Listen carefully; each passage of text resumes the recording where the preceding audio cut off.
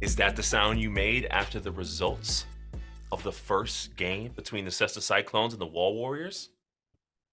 You know, us Cyclone fans, Bryan, have been spoiled. 2 years of success. Although, if you were there from the very start, you know that the Cyclones got off to a rough start in season one because Chris Cody wasn't there as leadership. As soon as he came in, it's been pretty darn successful. So dropping our first match to our dreaded rivals, the Wall Warriors, 5-3, we lost. And I just want to know, who's to blame? Is Chris Cody to blame for this, Bryan? Did he give the Wall Warriors the bulletin board material that they needed to be motivated here with his F the Wall Warriors chant? I'll say this.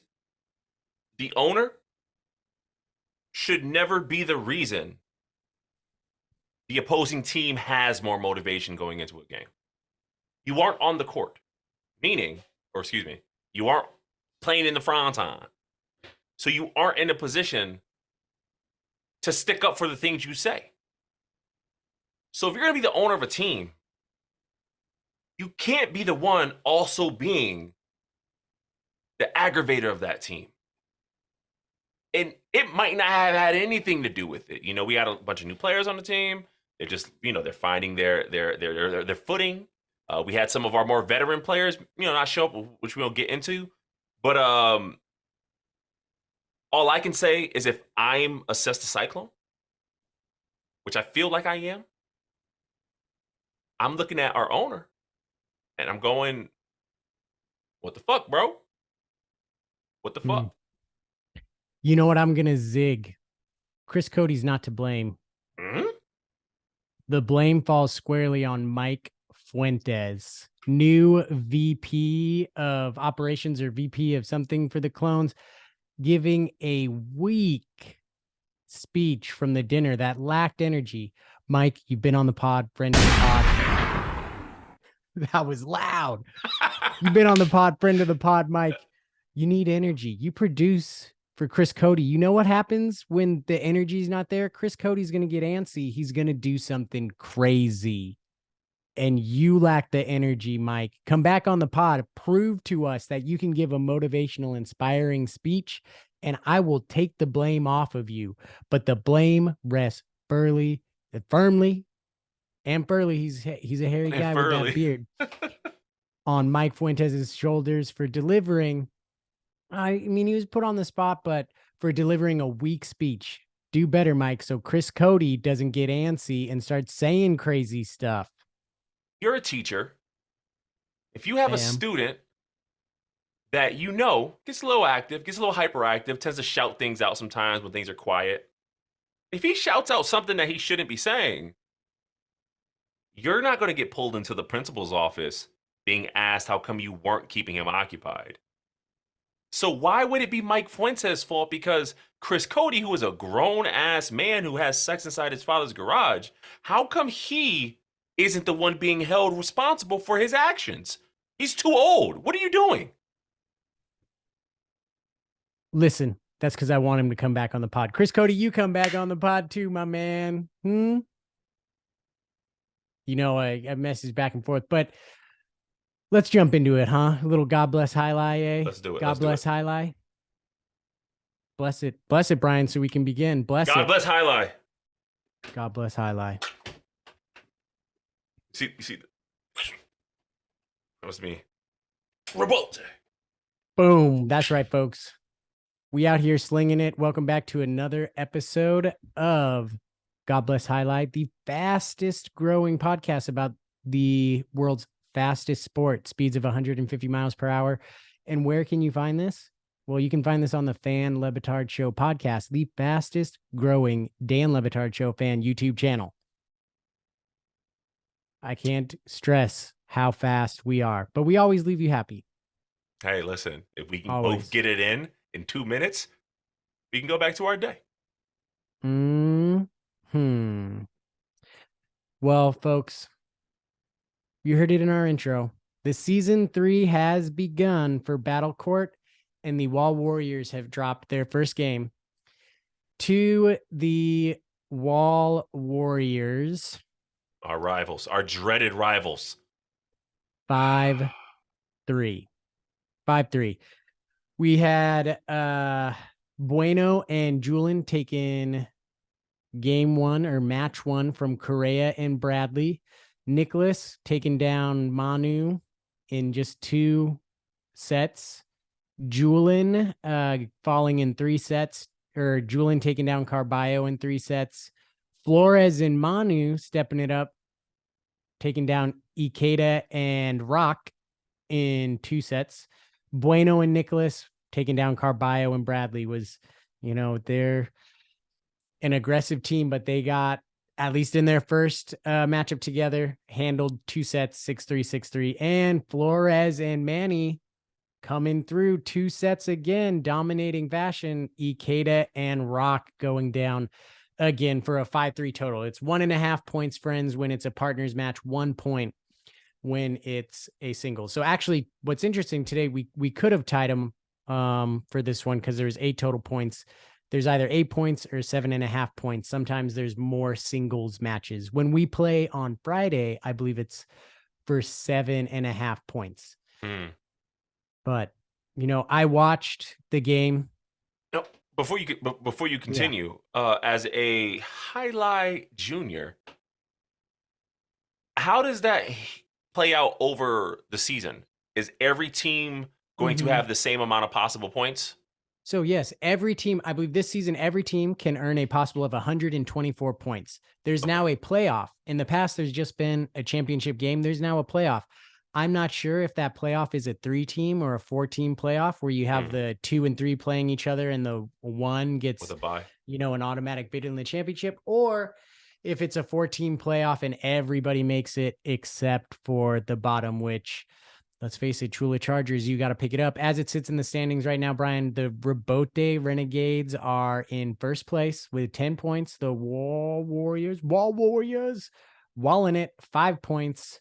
The Devils, 4 points, which, congratulations, the Dejada Devils, impressive showing. They actually took down the Rebote Renegades 4-3.5 in their first match. Welcome to Battle Court, Devils. Congratulations. Cyclones, 3 points. Chargers, 1 point. So if it's a 4-team playoff, we're just barely sneaking in, but it's the start of the year. It's early. I have faith that this team is going to come together. I reached out to ownership and got a couple official comments from the one Mike Ryan Ruiz. Was the comment "fuck the Wall Warriors"? No. Okay. Look, Mike said it takes time to gel for these things, and I believe him. I think these guys are going to gel. He says we're going to get the points back on Friday, and he was pleased with Flores's play, and I'm going to have to agree with him. For listeners of the pod, you guys know we were a little skeptical of Flores. Flores came out stud.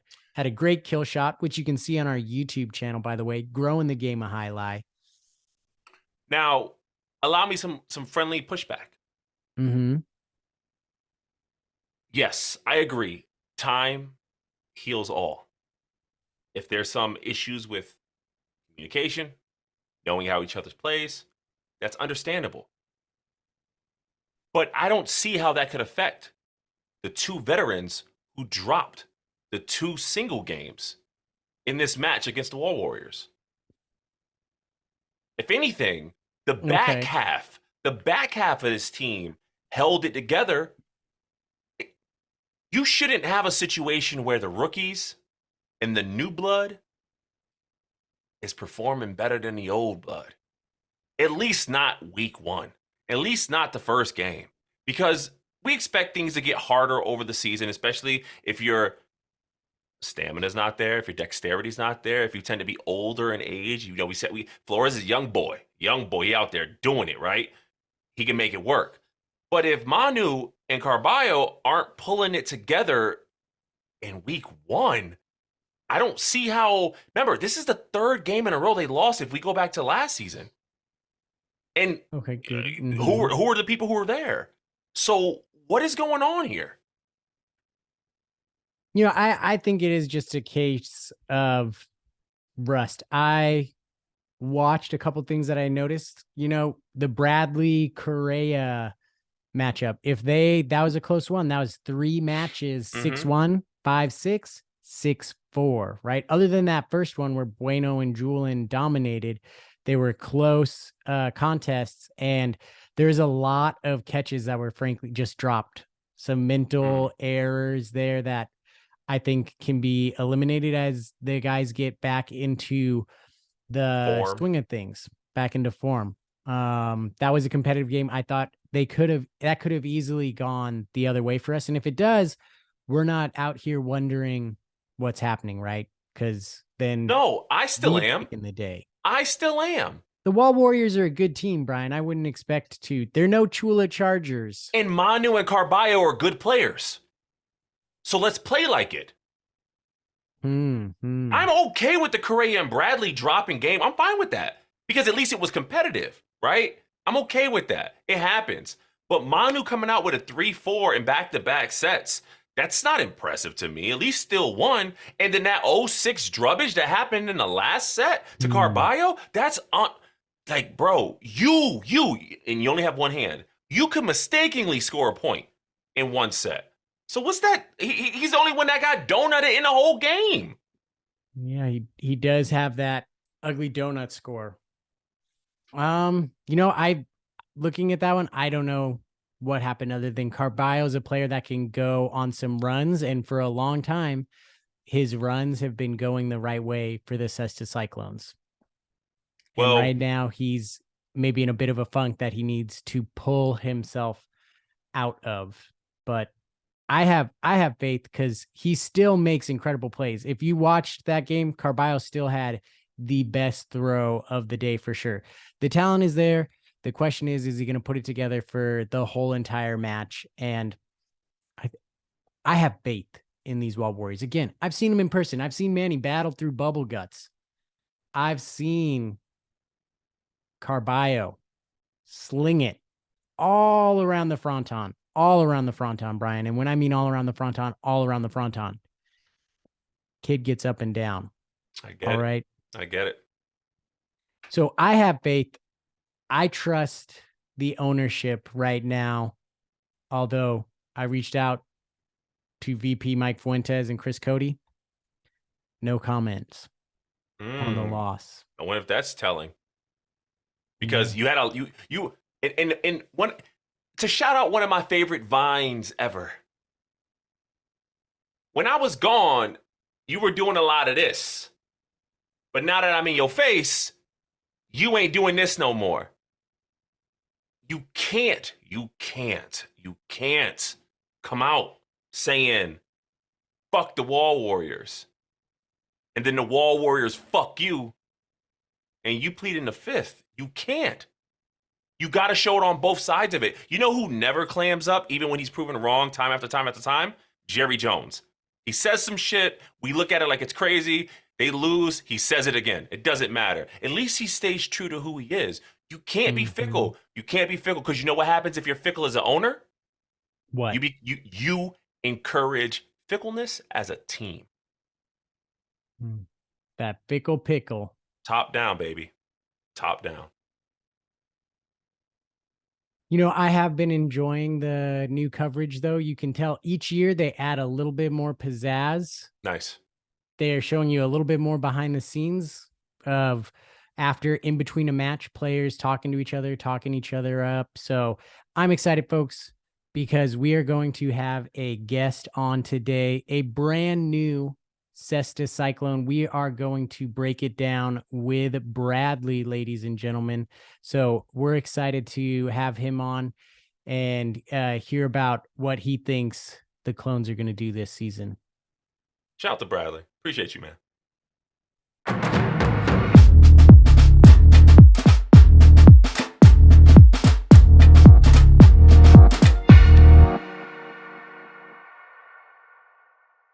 Welcome, ladies and gentlemen. I'm very excited. We have one of the newest Cesta Cyclones joining us, the one and only Bradley. Welcome, Bradley.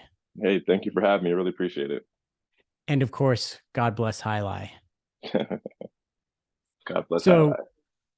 one question I always like to ask is I'm just always interested of how people get involved in the sport of highlight. So how did you come to get involved in the sport of highlight? I think it was completely random. I kind of like fell into it. So I ran track for the University of Miami. So go Canes. And Of course. they sent me an email saying, "Oh, there's this local company that's looking to start up this quote unquote new sport, and you know, very competitive, and come check it out." And so I was like, let's see what it's about. Went to the tryouts. Actually saw some guys that I went to school with while I was there. Ended up trying out with Ben actually, and on the Renegades. And yeah, I was like, this seems really interesting. I'm gonna try it out. It's, flexible hours, and it seemed like a whole lot of fun. So, I was missing that competitive nature or something like really competitive to go out and do and Mm-hmm. on a regular basis. And I had been, previous years, trying a little bit of wakeboarding. Ended up getting into American Ninja Warrior for a little bit, Oh and wow. it was kind of like the next journey for me, essentially getting into highlight. So I'm just an athlete at heart, Yeah. if nothing else. So I just was like, why not? Like, so it was an awesome opportunity. I felt like so. Yeah, I mean, I think that's totally like relatable. I never made it up as high as college athletics, but I played football and basketball in high school, and definitely just finding a place where you can have that competitiveness of like being on a team on Mhm. something official is something that like I really miss from, just back when I would play sports on the regular in college when I'd be like intramural teams and whatnot. So um yeah, I mean, I've loved how they set up Battle Court with the teams, which is different from traditional Highlight, Yeah, it's so different. which was a parimutuel game where right 1 through 8 Mhm. players play to 7 points. Now with the teams, I really like the changes that they bring. And I'm wondering, what do you think is something that the casual fan who maybe catches it on Watch Highlight or ESPN3, what's something that they might not understand when it comes to the difficulty or skill required to play Highlight? I think one thing that people don't really get as much is how difficult it is to throw one of the Mm-hmm. pelotas because it's like catching it. Don't get me wrong, catching it is really difficult. Like the first thing is like you gotta catch it before you can throw it. Um, but because of the curve of the cesta, it's just such an awkward like learning curve trying to get past. Like if you ever like they used to do this thing at the games where they would bring somebody in the crowd on to try to throw it. They wrap one of the Uh-huh. cestas on and they'll be facing the front wall and then try to throw it and it goes right into the side wall. Like not straight, like it goes like from their basket Mm-hmm. straight into the side wall, like perpendicular to where they're trying to throw it to. Uh-huh. It's just that it's just so such an odd concept, and having this curved basket attached to your hand and then trying to get the ball to go to where you want to. So that's definitely like the most difficult thing that I feel like somebody who hasn't played would be trying to figure out. But there's like so many Um, little nuances to the whole thing, and that's just the that's just the first one. oh, I mean, absolutely. That's something that's on my bucket list of lacing up an actual cesta. I think we've all played with the little plastic cesta. I was Mm-hmm. talking earlier about PE and how I used to have some plastic cestas, but as what happens with elementary school PE, these things get lost when you have a sub and you never know what happens. But I've hucked a wiffle ball with a plastic cesta, but never laced up an actual cesta. That's on my bucket list. If I get back to Magic City, I definitely want to lace up a real cesta and see how fast I can sling that pelota. Yeah, definitely let me know if you're in the area. I'll try to see if we can get you on. I saw that they ended up getting some I guess guests. They're kind of like cestas, but they're kind of like plastic Mm-hmm. cestas, but more like a version of the ones we have, just like a plastic one, and not like the kid ones. So I saw last week, actually early in the week when I was in practice, and I saw that they had it. but yeah, I think those would work great if you come in and try them out. Yeah. And I believe I'm correct on this. Famously, you are known for hucking the pelota so fast that you broke the glass. Yes, I am one of two people that has accomplished that feat. Yeah. So yeah, I think it was we were I forgot if it was before gas. It might have been during practice, but it was yeah, Mm-hmm. it was Anderson that did it the first day before before the games, before we even started. Oh, And wow. then And you guys are partners together. and So, we're partners together. So like it's crazy when we had the draft and the whole team was put together, we were like, oh my God, there's so much power on this mm-hmm. team between Anderson and I, the two wall breakers, and we were partners before. Then you have Carballo, who just throws the Yeah. absolute piss out of the ball. Mm-hmm. And then Manu is a powerhouse. And then, we have Manny, who's so much experience with him, and Mm-hmm. Flowers, he's, there to, pull it all together. And it's insane how much power is on the team. It's just a matter of like focusing it all and, all of us just hitting the right gears at the right time. Yeah, absolutely. I mean, obviously, the first game didn't go the way that Cesta Cyclone fans would want, but I think there's a Yeah. lot of potential that was there. And really, it was a close match. If a couple points go a different way in that first doubles with you and Correa, it's a totally different story, right? Which Yeah. Yeah. coming Definitely. up, rematch, big rematch, and folks, you're gonna have to get down to Magic City every Friday. You get to come free, cheap beers. I've been there. It's worth it. Very excited. They've and absolutely like, what's it like on a Friday night? Tell me about what it's like on a Friday night to go and see the old pelota bounce back and forth. It's just on a Friday night, it's just like so much energy. Everybody is coming to see something exciting happen. And we have so many good, like amazing athletes on the roster, that like you're bound to see something no matter which game you're watching. But yeah, it's just a lot of energy. Everyone's having a Mm-hmm. good time talking. It's just a very friendly atmosphere. But very, very highly competitive also, Yeah. depending on who you get in there. But it's very family friendly also. You get the Mm-hmm. kids games, we have arcades that we're just getting out there. And cornhole and yeah, it's just a really good time, very competitive, lively, very loud. It's just if you ever get a chance to, I mean, you've been there, but if anybody Yeah. listening gets a chance to come down, definitely come check it out on a Friday night. It's pretty awesome. And then we are also open on Sundays now for when the Mm-hmm. pelota starts. So And that's the Magic City pelota where they yes. play the more traditional way. Yeah. Yeah. Mm-hmm. So Yeah, I mean, they've added a lot on Fridays. Like I've noticed that through the social media with adding some more like cornhole and yeah, the arcades and games for like kids, a lot more um decorations. And the crowd size is growing from when I first went there to the first one, crowd mhm. wasn't that big. Now looking at it, like, they're starting to some nights, fill up all the seats that are there. So it must be exciting to have that atmosphere growing and the excitement growing there. And now I have a really big, important question for you, and that is go cones or go clones? You Which know, one I is it was for you?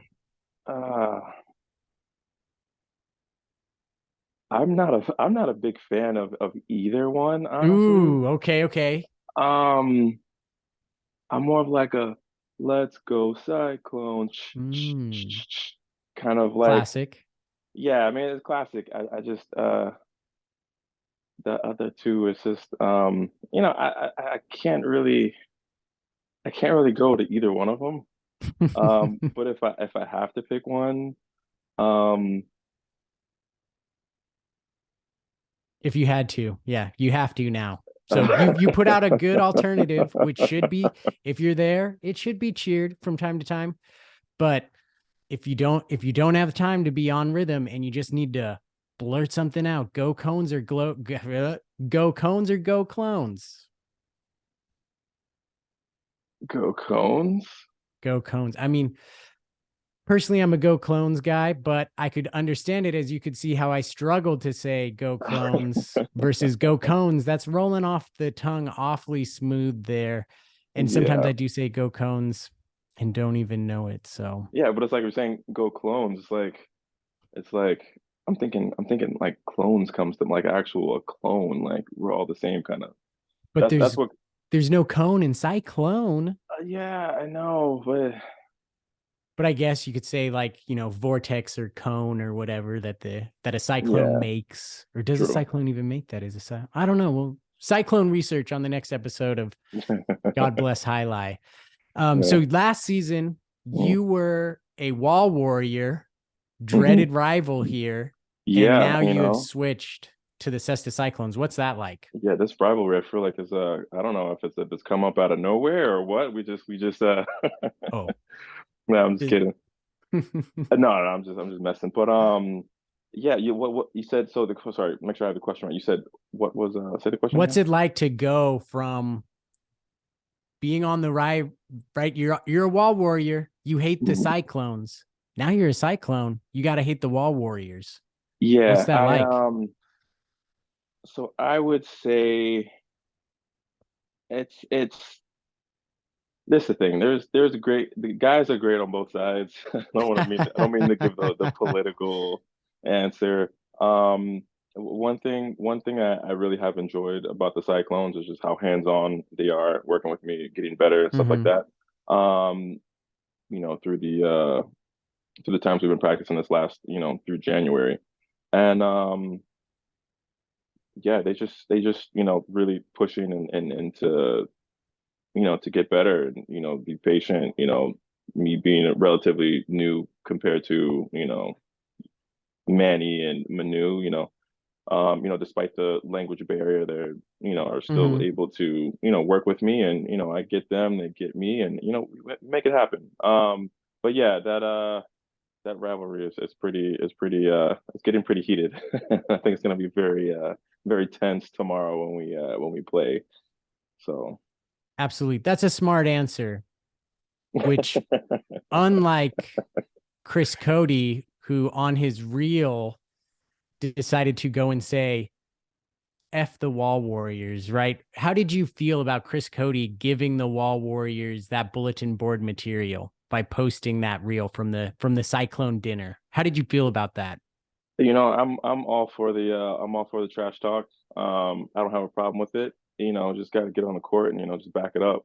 So Mm-hmm. gotta get my mind right and not just me, but everybody get our mind right and go gotta go give it to them. If you're gonna talk the trash, you do have to back it up, right? And Yeah. but unfortunately, you got the owner talking. He's the one giving the bulletin board material. He's not lacing it up, right? It's hey, I like the fire he's lighting under us. So That is true. Many have said that Chris Cody is quite the motivator. In yeah, fact, on a prior podcast, we asked Jedden who's more motivating, Chris Cody or Tony Dungy. He went with Chris Cody, yeah. believe it or not. I So would have to do the same. I would have the to do the the fire is there. So speaking of ownership, do same. you find Chris Cody to be a look at me Louie owner who looks for the attention, or do you think he knows what it takes to win? I'm really just getting to know these guys. And to be honest, I know there's people who probably would hate me for saying this. I've never been like big into sports. Like there's certain podcasts that Mm-hmm. I listen to, and I haven't. Yeah, somebody's gonna kick my ass and give me shit for this, but I haven't listened to it before. So when they were telling me about the personalities, I wasn't completely familiar with the personality. Um, but yeah. So From I, your I read on him, from the dinner and just your small experience, do you find him to be a owner who makes it about him, or is he about the winning? I would say he's about the winning from what I've seen so far. He's just like, fuck it, let's win. Let's go make it happen. Like, Mm-hmm. That's how I feel. But outside of that, when we get it, have a drink, sit down, talk. He's really cool, down to earth guy. Mhm. So I mean, that I think Cesta Cyclone fans can be put at ease at that, knowing that the ownership has the best interests of the clones at heart. They're looking to win, folks. You can trust Chris Cody. You can trust Mike Ryan. oh yeah, definitely. So now I want to play a quick little get to know you game. Bradley or Brad, not me. Going to ask you some lightning round questions of yes or no. Bradley's Hmm. yes. Brad, not me. No. Hmm. Pineapple on pizza. Bradley or Brad, not me. That's Bradley. Definitely Bradley. I know I'm Same. gonna get some shit for that too from somebody, but Don't I'm hate all it till for you it. try it. I'm all Oh my for it gosh, too. I love it. Playing with another man's cesta. Bradley or Brad, not me. Brad, not me at all. Like, yeah, do we have time to go into it? Like, Absolutely. Yes. Break okay, it down. cool. Why? Why is Yeah. this? Okay. So like the Cesta, the gloves are made, it's like a leather, right? Uh-huh. And so you can imagine like the outside of leather, it's smooth or whatever. But you sweat in it, you play for practice Mm-hmm. for an hour and a half, 2 hours, whatever time it is, it's getting soaking wet. And after doing that day in, day out for forever, they start to stink bad. And we got to get those gloves replaced. So I remember when we first started practicing at the North Miami, like our first season before we even got on the court, we had like 6 months to crash course to figure it all out. We there was a couple times where we didn't we had to share cestus, and I was not happy with that. Because coming from one practice, like two groups of guys already practicing before me, and then I got to put my hand into their sweat glove. I was like, yeah, no, I wasn't happy about that. So definitely Brad, not me. Do you think if you were blindfolded, you could identify cestas by their smell? Could you identify your own cesta by its smell? No, I don't think so. I love getting a new cesta because you can keep it fresh for a while. Mm-hmm. Yeah, so it's just if you get a new one for the first, I don't know, 6 to 8 months, you're good. But like after that, it's like but no, I couldn't identify it by the smell, no. I don't have I might be barking, but I don't have that type of perception with my smell. Same. I'm not strong in the same category. So Yeah. peeing in the shower, Bradley or Brad, not me. Hey, I'm just gonna go with Bradley in that one. I mean, So we've yeah, all we've all been there, hopped in, and we've you're been like, there. you, oops. Well, You there's know, there's a drain. hey, and there's water flowing. Mm-hmm. Conservation is what I say. Yeah, exactly. You gotta save these whales. Saying excuse me after a burp, Bradley or Brad, not me. That's Bradley. Yeah, I definitely went Bradley. Farting under the sheets, Bradley or Brad, not me. My girlfriend would definitely say that's a Bradley. She hates me for it every Yeah. single time, you know? What can you do? You're tired. You don't want to get up out of bed and get out of the Exactly. room. Yeah. It just happens. It's, a little flatulence. Mm-hmm. Pounding a couple of hard Celsius with the boys after the game, Bradley or Brad, not me. Definitely Bradley. I'm all for it, especially if we win. But honestly, whether we win or lose, like we drinking to celebrate or we drinking to wash away some sorrows. Yep. Or just So, kick back and relax after expending quite a bit of energy. oh yeah, exactly. Ketchup on a steak, Bradley or Brad, not me.